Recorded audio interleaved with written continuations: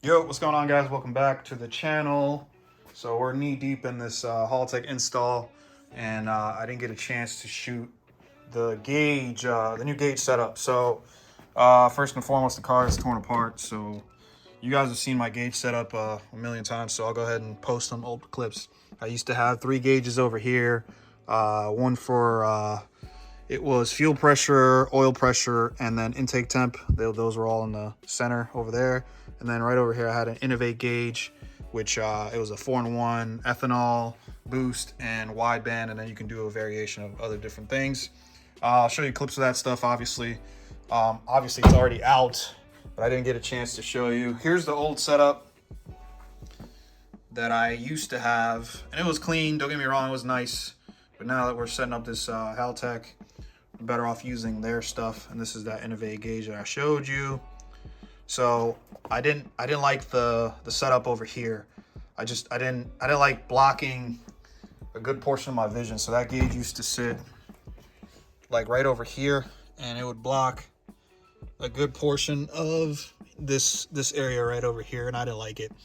So I'm not going with the IC7. I know some of you are gonna be disappointed, but I actually really like these gauges. The tack, I like the analog. It looks good to me. And I'm not the biggest fan of digital screens when it comes to here. So I am not going with IC7. So I really thought to myself, how could I create a useful gauge setup that won't get in my way if I'm not going to do the IC7? So I do not like the pillar pods. I used to have one, and it was, not only does it look kind of ricey in my opinion, but also it just blocks a lot of your vision. I didn't like the pod right over here, and I want to switch to a double DIN setup. So that's something I've always wanted on here. Right now, the radio that's in there, well, it was in there, was nice. I made a video on it. You guys can check it out if you want. But I wanted a pod setup that was somewhere in here, but I could still run a double DIN, which is why I decided to essentially have my vents, the HVAC vents, modified. I'll show you here in a bit. All right, guys, so here is my vent setup, and actually if I were to sit down, which I can't right now because the car is jacked up, but a perfect area to have some gauges mounted would be right over here. And unfortunately, I wasn't able to find, there is one company. I'm not gonna go ahead and throw their name out there because their products are not exactly quality, but I don't want to get involved in that. So I was actually talking to the homie Evo on Instagram, and he agreed to order a pod setup from that bad company. He ended up getting it, and it was absolute crap. So he ended up sending it back, and then he was able to locate a person that does custom pods, and he got one done, and the quality was so good that I went ahead and pulled the trigger as well. So shout out to the homie Eva for being the guinea pig in that, because this is something I've wanted for a long time. Nobody else, for whatever reason, did that. So went ahead and had a pod made, and mind you, we already installed it. And this is over for the guys over at ES Customs New York. And I'll go ahead and add their Insta right there so you guys can see. But they went ahead and hooked it up with this really dope pod that I've never seen, other than that one bad company, I've never seen anybody do. I went ahead and supplied them with a spare vent. And I'll just put it to you guys this way. The vent that I provided them with looked really rough. And this one, they were able to not only do great work over here, but also that he refreshed it and then painted it and everything. So it looks phenomenal. And don't mind that little nick. That's actually from the gauge itself, because it's kind of a tight fit. You won't be able to see that anyways. But it's really nice work overall. Quality stuff. This was roughly about 170 bucks or so, plus I gave him the vent itself, so he gave me a core charge for that, obviously. All right, guys, so this is the gauge setup that I decided to go with. It's the Haltech can gauge, the Gauge Art, and this is what essentially it looks like. So this gauge is pretty awesome because it hooks up directly to the Haltech, and then you're able to basically get anything you want from it, just similar to the IC7. Obviously not as cool or as innovative as that, but I ended up getting 2. I have one inside, just so I can be able to monitor different things, and I'll show you guys that stuff once we get it up and running. But this is really neat because you can do 2 like this. You can do 1 reading, 2 readings, or 4, and then you get up to 10 pages worth of stuff. So anything you want, anything that essentially the Haltech is reading, you can get on this gauge, which is pretty badass overall. So that's the setup that I decided to go with. Once again, I'm going with 2. Unfortunately for me, I didn't know this, but this is the issue that we're running into right now. So the Haltech unfortunately only has 1 port available for that, and because I am going to be running the WB1, which is this a wideband controller, this hooks up to that, and there's no spot to hook up the gauges.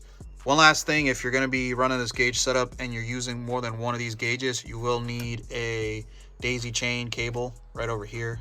And then additionally, we're going to have to block that vent right there somehow, because I don't want, if I have the heat on or something like that, I don't want it blowing directly into the gauges. All right, guys, so for this vent, this is the tape that I'm going to be using, thanks to courtesy of Rodney. Thanks to him. But I got this idea from the homie Evo. I'll link his Insta and video, but this is what he used to block it. So I'm gonna pretty much follow suit and hope that this works for us. All right, so this is how we have it set up.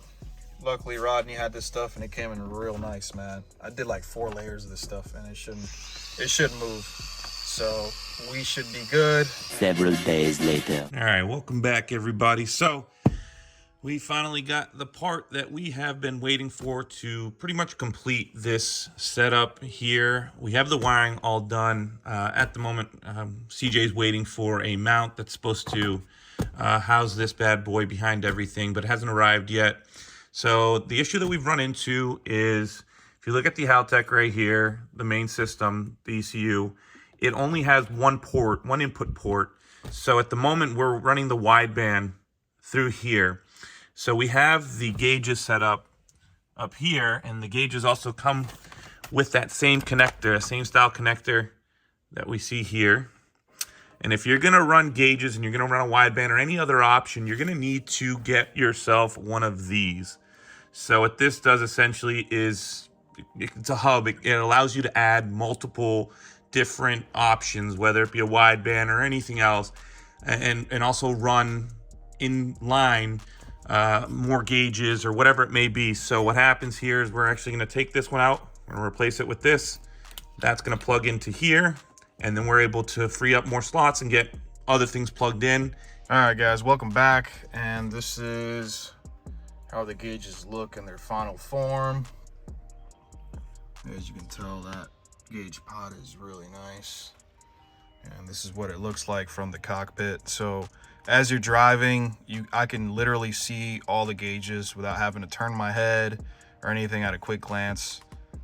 They're right there, right in the view. So it's perfect. That's the perfect spot. I'm really happy with the location that I chose. And these are this is the way we got the gauges set up. So as you can tell, first gauge we got AFR, boost, ethanol, and throttle position sensor percentage. So that's as you hit the gas pedal, it shows you the percentage, which is pretty cool in my opinion.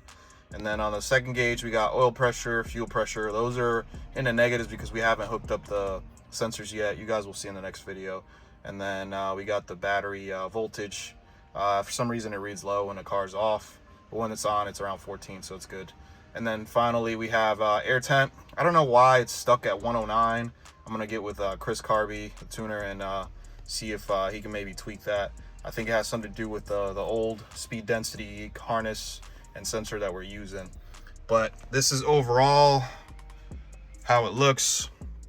And then obviously we got everything hooked up over here. I know it's kind of a mess. I actually ordered a mount to try to mount this back here so it's nice and clean, and I could still use my glove box for personal stuff. But for whatever reason, the place I ordered, which I ordered over 45 days ago, they told me they were in stock, and every time I hit them up, there was some new excuse. So I had to file a claim through PayPal, actually my first one I've ever done.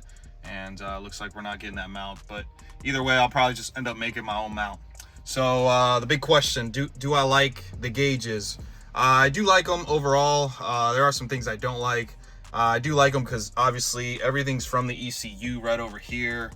So it's you know, you're getting data live, so you're getting the same data that the ECU is reading. I do like that it has everything in one, so really you can pretty much get everything in one gauge if you really wanted to. I do like that it has multiple pages and you can set it up how you want to with your phone. Some things that I don't like the way that this looks. I don't like the font that they used, and I wish it was a little bit more vibrant and thick, especially for this one. I don't like the other layouts as far as the 1 and 2 gauges. I think they just look kind of cheesy, but I mean, it is what it is. Another thing I don't like is actually the lack of options. So I expected a lot more. That's basically what it boils down to. And one of the big things I don't like is that it does not show you the peak of something. So it'll show you if you hit it, so it'll give you a warning light. But like, let's say for example, my old Innovate gauge, I used to have it set up to where it showed me the peak. So I had boost on one little side, and then I had the actual peak. So let's say I hit 15 pounds of boost in a drive, it'll show me that, you know, 15 point whatever PSI is my peak that I hit for that drive. And I like that feature, because at the end of the day, when you're doing these pulls, nobody has time to be staring at a gauge. You want to look at obviously what's in front of you. And yeah, that's one thing. If there is a way to get that, maybe I don't know, it's a hidden menu or something, if you guys could let me know. But obviously we got rid of this gauge right over here, so now we got full view of the cluster. And I know some of you are going to be upset that I didn't get the IC7, but honestly, I like the cluster. I like analog. I am not a big digital display kind of guy. You guys will see in time, these analog clusters are going to be more desirable because everything's going to be digital. So that's basically going to wrap it up for this, and I appreciate you joining me in this. You're not going to want to miss the next video where we get this thing tuned. Take it easy. I'm out. Peace.